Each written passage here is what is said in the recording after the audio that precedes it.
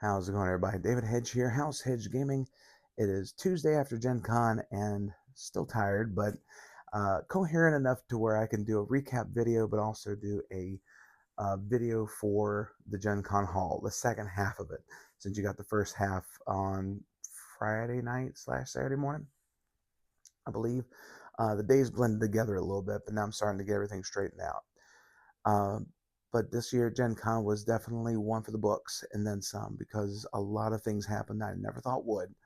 And I cannot wait to share a lot of stuff with you in the coming months and throughout 2026. There's just so much that's getting ready to go down, and I'm really excited about what's going to happen with the channel and how everything is setting up for the future.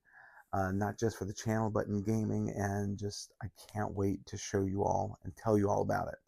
But right now, I'm going to go over some of the stuff that we saw at Gen Con, some of the stuff we really liked, some of the stuff we wish could be improved upon, and a few other things I want to touch on in this video. So without any further ado, let's get started. All right, first off, let's talk about my thinking for the video for this year.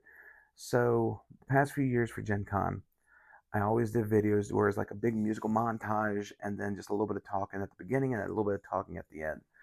This year, I wanted to do something different, and I wanted to have it where I was narrating it and taking you through the steps that we went through. I tried to get as much as I could, but there's only so much time in the day.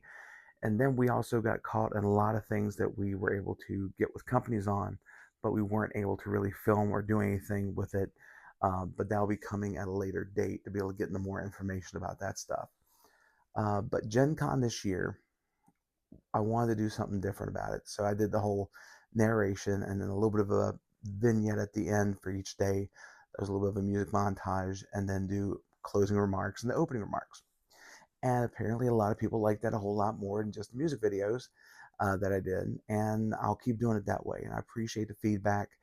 I always said that if you have any feedback for me, whether it be good, bad, whatever, I would take it and I would be able to run with it and do everything I can to improve the channel as best as I possibly could. Um, and plus, it was really interesting to be able to walk through and do all that stuff and be able to narrate everything and just have a blast with it. And being able to do it with friends and family was a big bonus too, because a lot of the times, past few years, it's just been me on camera, or it's been me and my wife Cindy, or um, it would be me, Cindy, and friends of ours, but at the very end of the video. This year, we had everybody involved. Cindy was heavily involved, especially with her potato, uh, which never thought that would happen.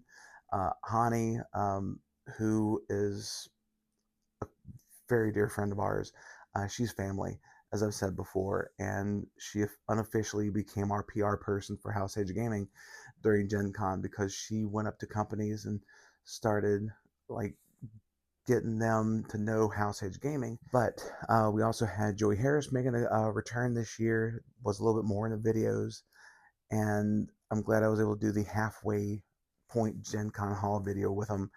And I had somebody mention in the comments of that video that me and Joey and I were compared to Abbott and Costello.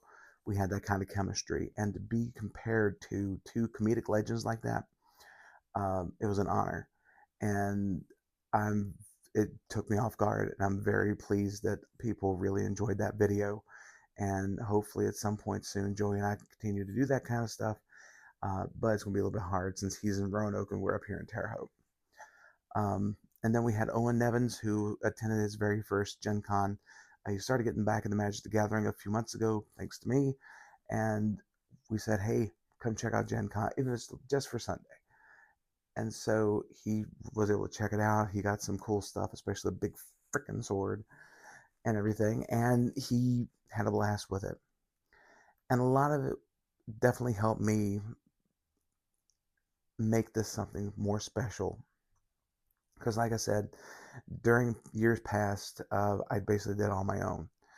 And this year, having a full crew helping out and being a part of the videos and all definitely made it so much more special.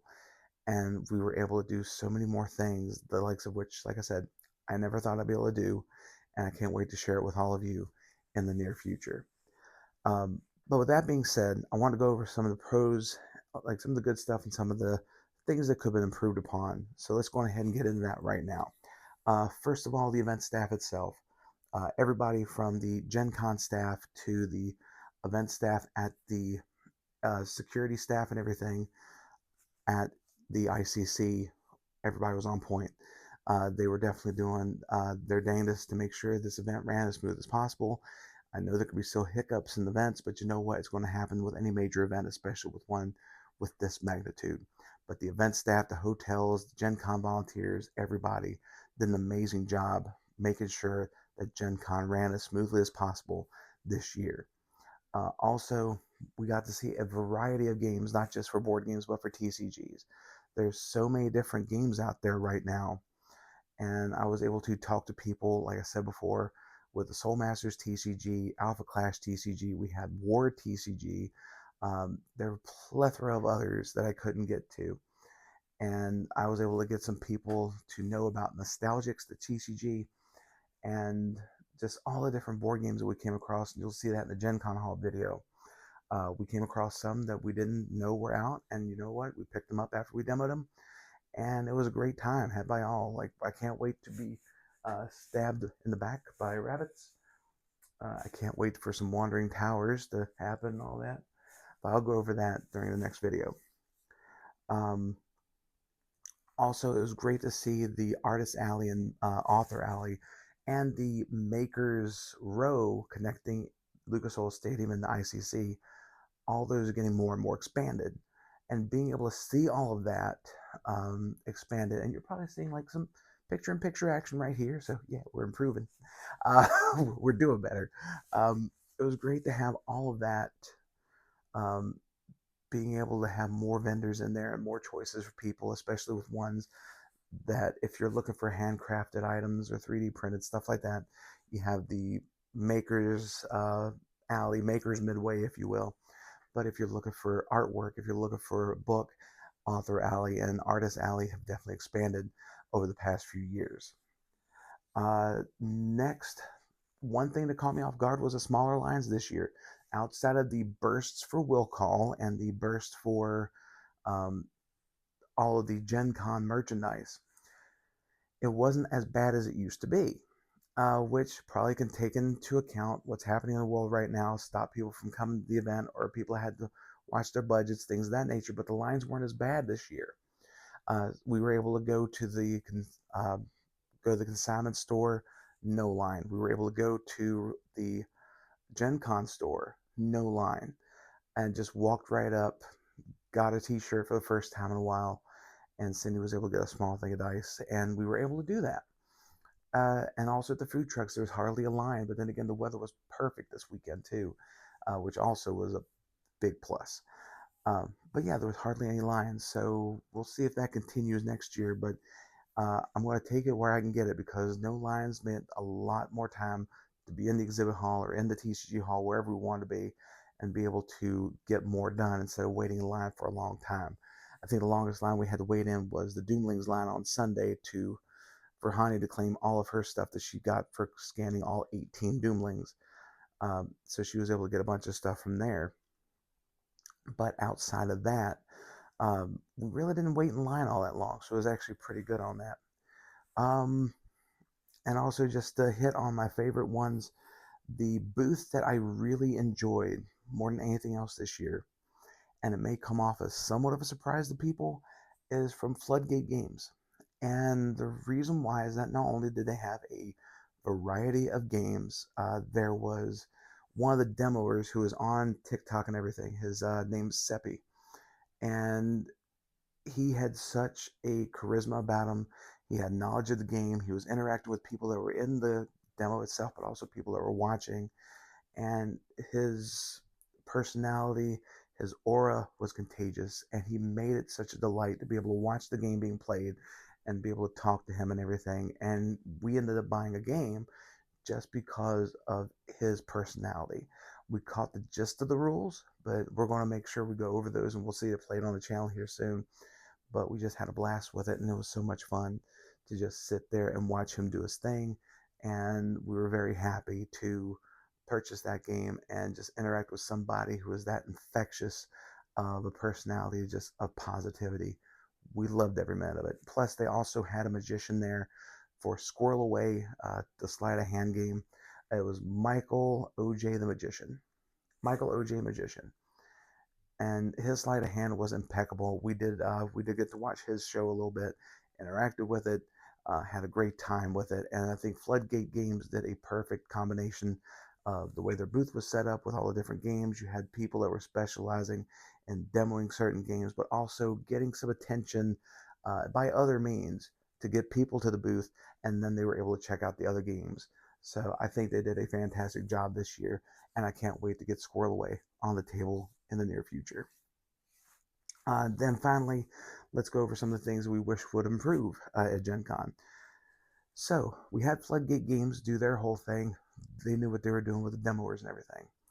Unfortunately, some of the other vendors, not so much. And I know that this year, and a bit like last year, it was really hard for people to get demo teams and volunteers to commit, and it took up to the last minute to do so. But if you're going to do that, make sure that they know what they're doing. Make sure that they looked at the game, make sure they know the rules of the game. And even if they're reading from a script, make sure that they know to convey that to the people so they can actually be able to know what's going on in the game instead of you just reading a script and then the people go like, hey, why is that? Why did that happen? And then they go, I don't know. That happened a lot.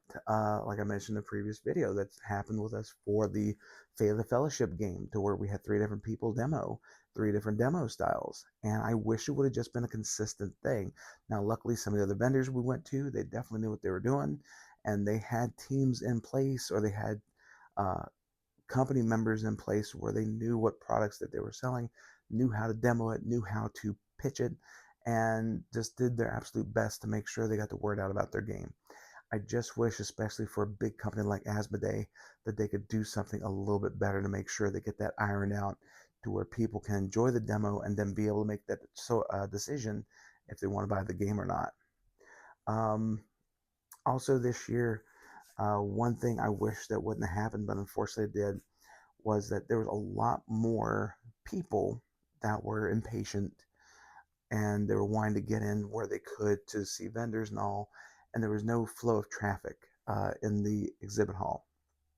Now, usually in the exhibit hall, you have, say this is the aisle, you have people going uh, down the aisle on the right side, coming back out on the left side.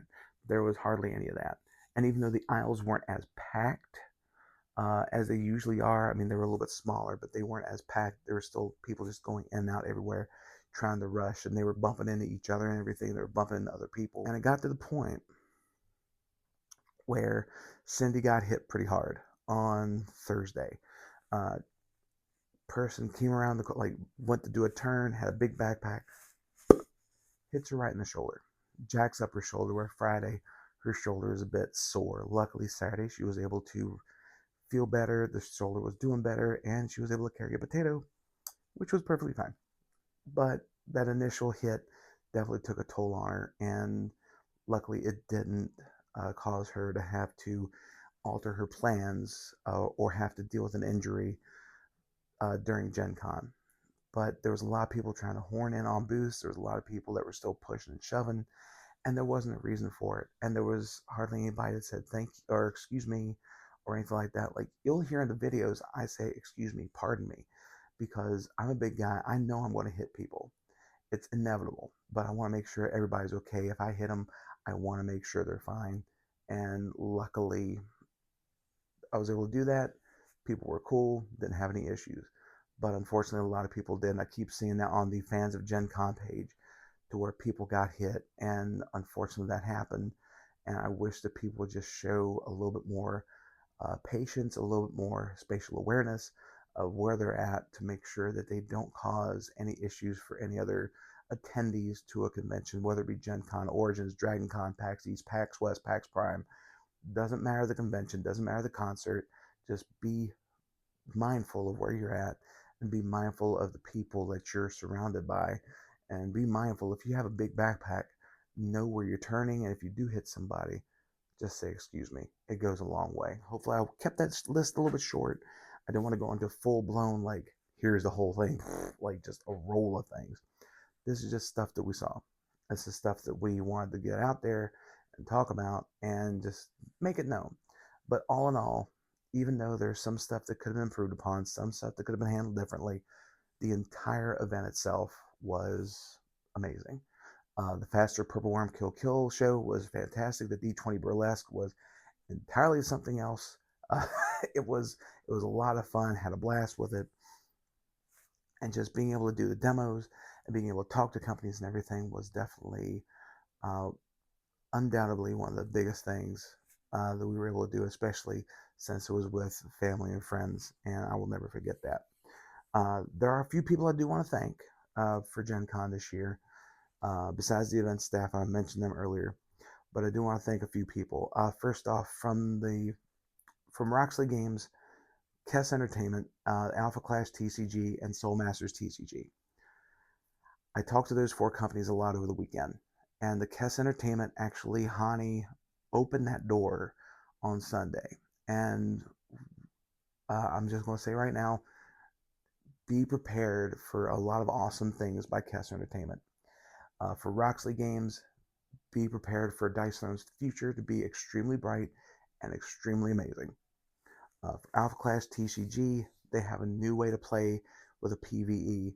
Soul Masters TCG is still going very strong, and we're going to be working with them. We're going to be featuring a lot of this stuff on the channel in the very near future, and being able to talk to all of them and being able to get to know the companies, be able to talk to them, being able to see what's coming up is truly something special that I thought would ever happen.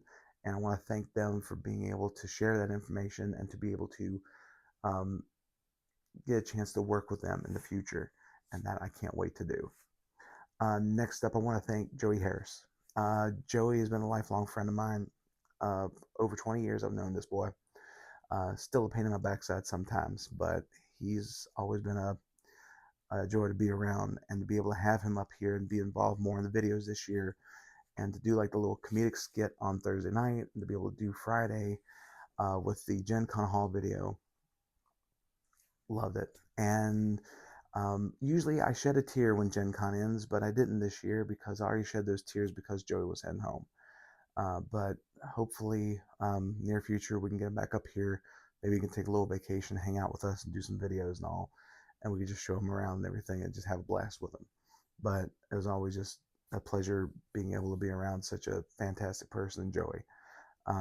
He's one of those people that has that kind of infectious uh, personality where he's always in a good mood, and he makes sure that anybody that's around him, they're in a good mood as well. And he has such an infectious laugh. He has a great sense of humor, and to be able to get some gaming in with him and do the videos was amazing. Hani, uh, for her, my wife's known her for a little over 2 years. I've known her for a little over a year, but it feels like a lot longer because she's family. She was telling people she's a close friend of ours, but she's family to us. And she basically took over doing a lot of promotion for House Hedge Gaming over the weekend, and to the point to where she was able to, she introduced us to Kess Entertainment, and then things got going from there. And I think she's as excited, if not more excited, about what's coming up and being able to work with them on some things. And I can't wait for it. And she's just done an amazing job. And like I said, she's my unofficial official PR person, and she'll be on the channel a lot more. We'll be doing some playthrough videos soon, and it'll be a whole lot of fun. And I just can't thank her enough. She was amazing, and I'm glad she had a blast this year. Big thing I want to thank is everybody I met at Gen Con this year. I had a few cards signed. I would have had more if I would have had my decks on me the last day, but Matthew, Tim, and Kent, I got to meet them throughout the first day or day or two of Gen Con. And then I met a family who apparently has been following me for 3 years, and I made their day on Sunday getting to meet them. It was Jack and Amy. It was Jack Amy, I believe it's Jack Amy 007 or 2007, whichever one it is. It'll be on the bottom here. but I got a chance to meet them. And I've never had my picture taken with anybody before at Gen Con outside, like if I went to a celebrity, if I went to somebody, a cosplayer or something, but I've never had somebody ask me for my picture. And they did that, and they wrote a very nice thing on the comments of the last day. And it's those kind of interactions, to be able to have somebody who gets enjoyment out of the videos and everything, and just really, I'm going to try not to do this. I'm going to try and do this in one take. There might be a couple little edits, but just that kind of interaction, and just having somebody go, hey, thanks for doing the videos. They're informative. They're fun. Keep doing what you're doing. And it's the reason why I started the channel, was to share my love of gaming and all with everybody. And that was, that just hit me really hard. And I just want to thank them for that. I want to thank everybody for all the kind words. Everybody who's watched the videos over the Gen Con weekend, being able to interact with all those comments and everything was a blast. And being able to just see everybody commenting on it, and the new subscribers and everything, it was indeed something. And it's a lot of times I still just get surprised, because I'm still growing in the YouTube universe and all. There's so many other people there doing coverage, like Dice Throne and Nellie's Nerdy Adventures and stuff like that.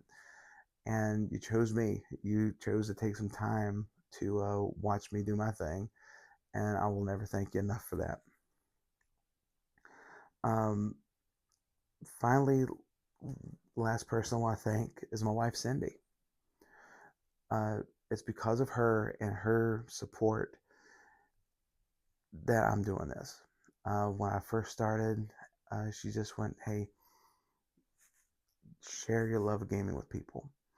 You can talk, you can teach and everything. Just see where it goes. Do it because you want to do it. Do it because you love it.